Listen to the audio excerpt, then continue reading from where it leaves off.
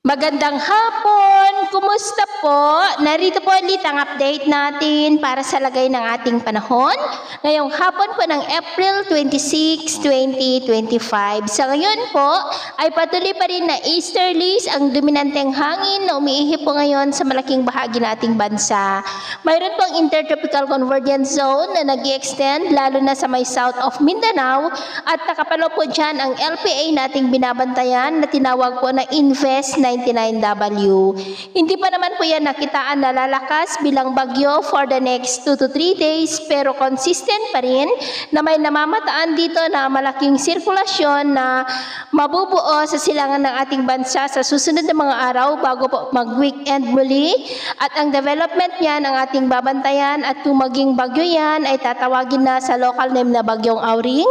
Unang bagyo ngayong taon po ng 2025 pero posible pa na magbago ang forecast na ito, kaya patuloy po tayong mag-antabay sa mga susunod po na updates at ito nga pinapakita ng forecast model na ating ginagamit hanggang po sa susunod na 2 linggo.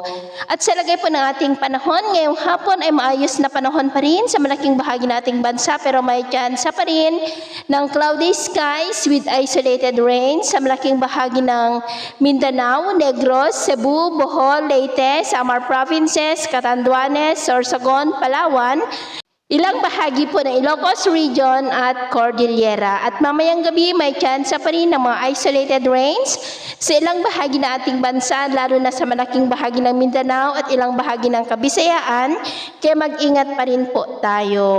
At sa atin naman pong mga baybayin, wala naman po tayong nakataas na namang gale warning signals, pero iba yung pag-ingat lamang po kung papalaot tayo para po mas makaiwas sa mga sakunang pangkaragatan.